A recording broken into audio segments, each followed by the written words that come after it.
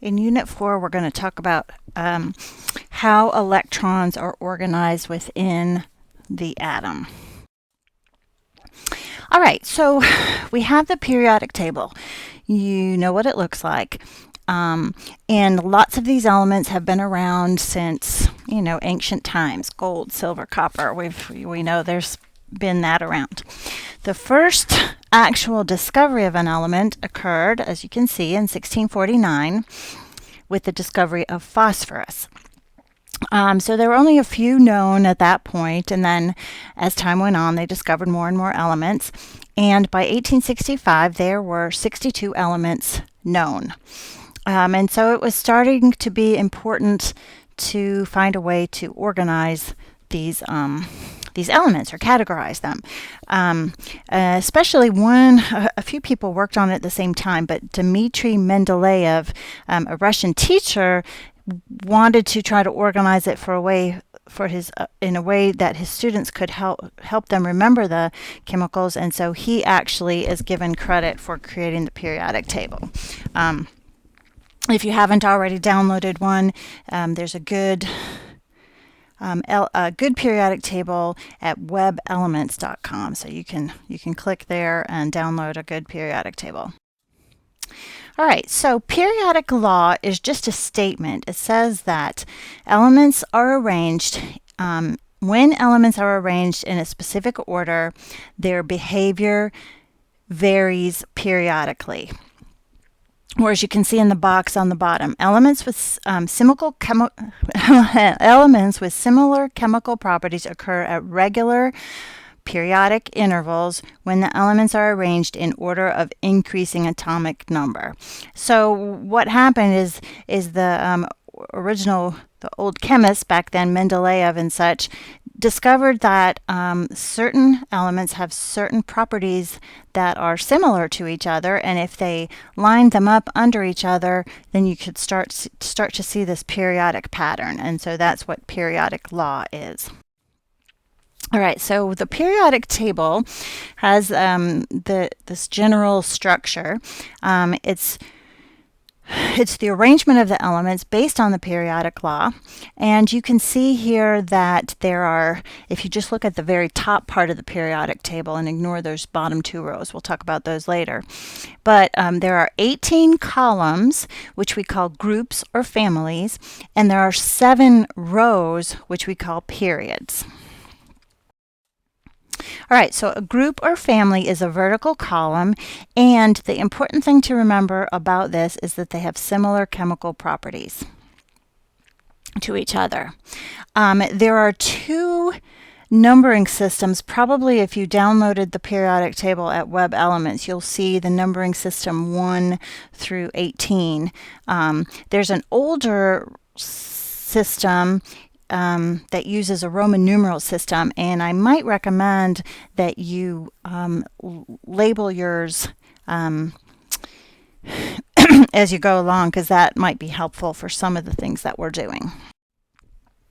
So if you see here, you might these are the A, B designations. So again, a row now is called a period, and periods are numbered from top to bottom. So you can see here row 1, 2, 3, 4, 5, 6, 7, or period 1 through 7. You can see at the top the 1, 2, 3, 4, 5, 6, 7, 8A columns. And so if you look on your periodic table, you might want to also label rows 1 and 2 are also 1A and 2A, and then columns 13 through 18 are also labeled 3A, 4A, 5A, 6A, 7A, 8A. So just something to keep in mind that we use both of those numbering systems. Okay, so here you see again, we've got the 2 different numbering systems, 1, 2, 3, 4, 5, 6, 7, all the way up to 18, and we also have the 1A, 2A, 3A, 4A, 5A, 6A, 7A, 8A, and then you can see in the center we've got the B's. 3B is kind of awkward. It goes 3B, 4B, 5B, 6B, 7B, and then 8B, 8B, 8B, and 1B and 2B. But anyway, don't worry about that. But do keep in mind the difference between the A's and the B's. The A's 1A through 8A, we'll see later, are called the the representative elements, and then the B elements are the transition metals. And so sometimes it's easy to keep the A's and B's separate, or either way. I'm going to try real hard to put both numbers as we go along. Also notice that elements 57 through 70 are actually on row 6. They just kind of put them down near the right. And then elements 89 through 102 are actually on row 7. Okay, so we don't actually have the stretched periodic table here, but it is on slide 33 in this on your PowerPoint presentation, and so we will be talking about it later, and you'll see if you want to look now or if you want to wait till we talk about it in a little while. Okay, but the nice thing about our periodic table is now each element belongs to a group, which is a column, and each element also belongs to a period or row. And so just we can identify calcium is element number 20, and it is in group 2A or group 2, depending on which numbering system you use, and it's in period 4. So you might want to check and see if you can see what I'm talking about there by looking at your periodic table. Silver, which is element 47, we can see is in the 5th period, and it's in group 1B or group 11, depending on how you number those. Sulfur, which is element 16, is in group 6A, group 16, or period 3. So here's some just quick questions. Which family is strontium in? Strontium is element 38, so it is in family 2 or 2A. 2A. Which period is strontium in? Strontium is in period 5. All right, what element is in the 3rd period and in group 5A? So the 3rd period, group 5A, which is also 15, would be phosphorus. How many elements do you see in period 1? Well, there's only 2 elements. How many do you see in period 2? There should be 8 elements. How many do you see in group 1B?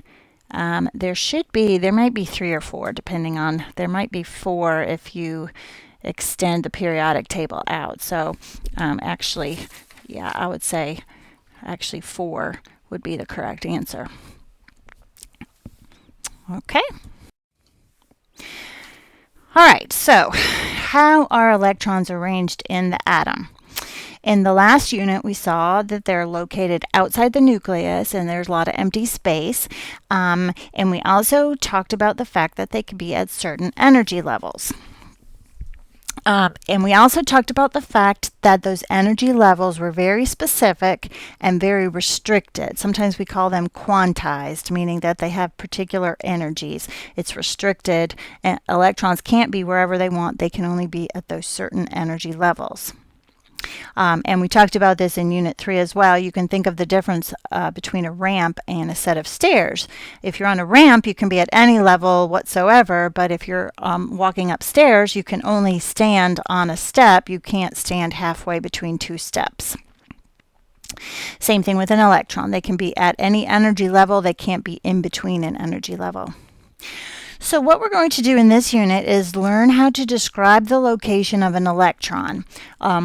Electrons are quantized, like we said. They're at different energy levels, and there's different ways that we can categorize electrons.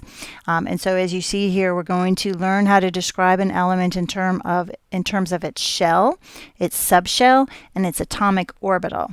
And this is going to be in a similar way, if a person could be found, if I said, I live at on Princeton Street in Emory, Virginia. That's given me an address. It's telling me what street, city, and state I'm in. In the same way, we're going to say what shell an electron is, what subshell an electron is in, and what orbital. probably it would go outwards. Orbital would be on the level of street, subshell would be like the city, and shell would be like the state. But we'll talk about that as we go on. And then once we understand how electrons are organized in the atoms, we'll be able to see how it's related to the periodic table and, in fact, why those elements have similar properties to each other. So let's start by describing our different places that electrons can be. And we're going to start with the shell. So we've sort of already seen this. Shells are like layers of an onion. We number them starting at the inside, closest to the nucleus. We start numbering them as 1, 2, 3. N just means what shell are we in. We're in the n equals 1 shell, or n equals 2 shell, or n equals 3 shell, or the fourth shell, so forth. Things to keep in mind: the farther out the shell is from the nucleus, the larger the shell is, the more electrons the shell can hold, and the higher energy those electrons have. Those electrons have higher energy the farther out they are, and the bigger the number of the shell. So like I said, each shell can hold a different number of electrons. Shell 1 can hold 2 electrons. Shell 2 can hold up to 8 electrons. Shell 3 can hold up to 18. And Shell 4 can hold up to 32 electrons. In fact, we have Shell 5, Shell 6, Shell 7, and they go up from there. We're not going to get too entrenched in this. So and again, as we go along, you'll understand where these numbers come from, and so you might not have to memorize them necessarily. Of course, you can, but you can see how you can figure it out as we go along. Okay, so now within each shell are something called subshells. There's 4 different types of subshells. And I know this might be a little confusing to you as we go along, but hopefully after we've described it and I give you some examples at the end of the next few slides, you'll kind of have an idea of what you can come back and look at them, and you'll have an idea of what I'm talking about. So right now I'm just sort of introducing it to you. Just bear with me until we get everything described, and then we'll start to put it together. So like I said, there are such a thing as subshells. So within each shell there's subshells. There's 4 different types. Actually, there's more than that, but we're not going to worry about anything more than these 4.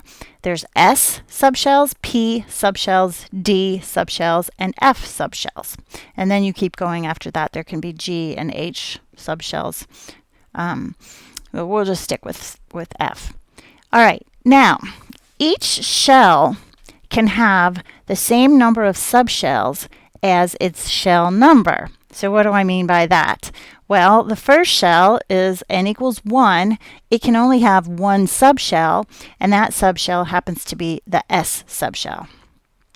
They kind of keep going in order like that, S, P, D, F.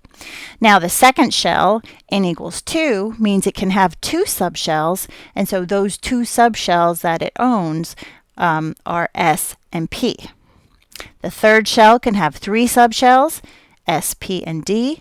And the fourth shell can have 4 subshells, S, P, D, and F. If you go on to the 5th shell, it will have 5 subshells, S, P, D, F, G. If you go up to the 6th shell, it has 6 subshells, and so forth. So note that the number of subshells in a shell is equal to the shell number. You should be able to say this see if you can say this fast. Subshells in the shell. All right, so as you can see, there are 2 subshells in the second shell, 3 subshells in the third shell, 1 subshell in the first shell, etc. So remember, where did these letters come from? Well, they come from sort of history.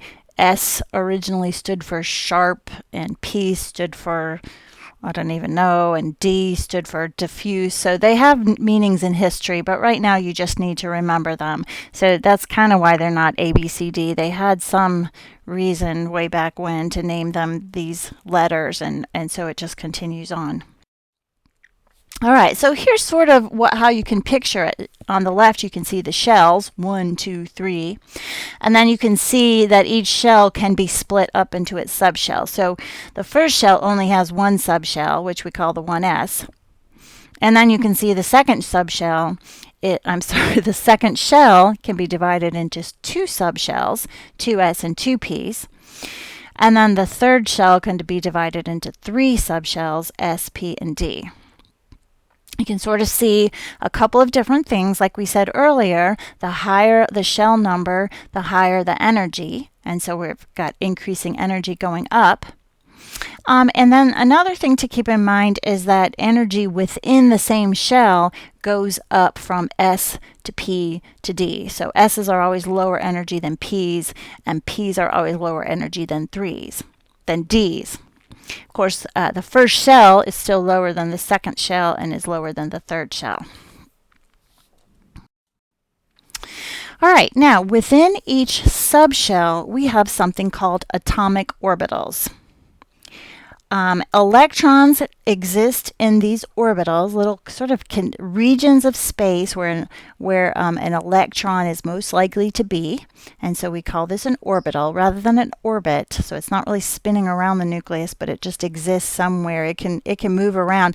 So if you look at that corner in the bottom right hand, it's an s orbital. An s orbital is sort of, if you picture the nucleus at the center of the three axes, and then you took a picture, somehow you could take a picture of where the electron is, and you just took a picture of it every second for maybe 500 seconds. Well, probably 99% of the time, so let's say 100 seconds. We take a picture every 100 seconds, once every 100 seconds. 99 out of 100 times it will be in that shaded area. 1 out of every 100 times it might be outside of that area. So that's how an orbital is defined. You can see as you get closer in, it gets a little bit darker, and so it's more likely to be found closer in than further out, but yet it's a region in space where electrons can be found. So like I said, the s orbital you can see in that picture, it looks like a little sphere. Each kind of subshell has a different number of orbitals. So the s subshell only has one orbital, and that's what it looks like that I was showing you in the bottom right hand corner. Don't worry about those little numbers underneath there. Now, p subshells always have three orbitals. There's three orbitals total. You can see a picture here of the p orbitals. They look a little bit like dumbbells, and there's one on each axis, on the x-axis, the y-axis, and the z-axis. Now, d subshells always have 5 orbitals, and the pictures start getting really complex. They kind of look like sort of like four-leaf clovers and other kinds of things, and we're not going to worry about those shapes. The F subshells are even more complicated, and there are 7 of them. So the thing you should remember is that S subshells always have 1 orbital, P subshells have 3 orbitals, D subshells have 5 orbitals, and F subshells have 7 orbitals. Again, S orbitals are shaped like spheres, P orbitals are shaped like dumbbells, and then we won't worry about the shapes of the other one, but you should remember how many. Now, probably the last thing to keep in mind is that every orbital, no matter what kind of orbital it is, if it's S, P, D, whatever, any orbital of any kind can hold 2 electrons. Now, you might think, well, how can you put 2 electrons in the same space? Don't they repel each other? Negative charges repel. Well, electrons have this property called spin. They can spin, and you can look in the right-hand corner. There's sort of some spinning spheres. Electrons are little spheres, and they can spin in 2 different directions. One is counterclockwise, and one is counterclockwise. Did I say that right? One is clockwise and one is counterclockwise. So if they spin opposite of each other, what happens is they set up a magnetic field that they sort of cancel each other out, or it's a way of hiding from each other. So as long as they have opposite spin, they can be in the same orbital. So the main thing you want to remember is that every orbital can hold 2 electrons, and the 2 electrons will have opposite spin. So here's a little chart to summarize electrons. So again, the first shell has only one subshell. That subshell is S. An S subshell can have one orbital, and so an S subshell can have 2 electrons, and so the whole first shell can have a total of 2 electrons, because there's one S orbital and 2 electrons in that S orbital. Now, if we move up to the second shell can have 2 subshells, the S subshell and the P subshell. Now, we said that S subshells only have one orbital and can hold 2 electrons, but we said that a P subshell, there are actually 3 orbitals within a P subshell. And so since there are 3 orbitals, that's a total of 6 electrons. So in the total second shell, we can have 8 electrons, 2 in the S subshell and 6 in the P subshell. The third shell, we know, can have 3 subshells, S, P, and D. The S subshell can have 1 orbital and 2 electrons in there. The P subshell has 3 orbitals with 6 electrons total. And the D subshell has 5 orbitals with a total of 10 electrons. And so if we add 10 plus 6 plus 2, we get 18 electrons. So the third shell can hold 18 electrons. And then finally, finishing this out, we can have the fourth shell has 4 different types of subshells, S, P, D, F. The S's have 1 orbital, the P's have 3, the D's have 5, and the F's have 7. And if we double that, we have the total number of electrons. So in the 4 S's, we can have 2 electrons. In the 4 P's, we can have 6 electrons. In the 4 D's, we have 10. And then in the 4 F's, we have 14. If we add 14 plus 10 plus 6 plus 2, we have 32 electrons. So that's the total electron capacity for each shell. And so as we said, as we get further out, they get bigger and they can hold more electrons. So 2, 8, 18, and 32. This is sort of another little picture that you can see here. So here's the fourth shell. So if we have the fourth shell, I've lined them up. The 4S subshell is lower in energy than the 4P subshell, which is lower in energy than the 4D subshell, which is lower than the 4F. And so you can see I've got my 4 subshells, S, P, D, F. In my S subshell, I've got 1 orbital, and so my circle is representing the orbital. And then within each orbital, I have 2 electrons. So the dots are electrons. So there in the 4p subshell, I've got 3 orbitals and a total of 6 electrons. In the 4d subshell, I have 5 orbitals and a total of 10 electrons. And then in the 4f subshell, I have 7 orbitals and 14 electrons. So maybe that picture can help you see it. Now, of course, the first shell only has the 1s, so it only has 1 circle with 2 dots. So when you go to the second shell, it will only have the 2s and the 2p, so that's where you get the total of 8. When you get to the third shell, you have the s's, the p's, and the d's. So the fourth shell just sort of shows all of them laid out. All right, so let's just go through a few questions. What is the maximum number of electrons that can occupy the 3p subshell? Well, keep in mind that the 3p subshell is not the whole third shell. The 3p subshell has 3 orbitals, so a total of 6 electrons. 6 electrons. All right, the 2s subshell an S only has 1 orbital, so it can only hold 2 electrons. So the 2s subshell can hold 2 electrons. The total third shell, now remember that the third shell has the 3 S's, the 3 P's, and the 3 D's. So we can have 2 in the S's, 6 in the P's, and 10 in the D's for a total of 18 electrons. The 2p subshell, just like the 3p subshell, will again have 6 electrons. So every p subshell will have 6, every d subshell will have 10, every s subshell will have 2. So be careful when to notice what we're talking about. Are we talking about a shell or subshell? Now, if I asked you this question, how many electrons can be in a 3p orbital? A 3p orbital will only have 2 electrons because any orbital of any kind can hold 2 electrons. So keep in mind whether I'm talking about an orbital, a subshell, or a shell.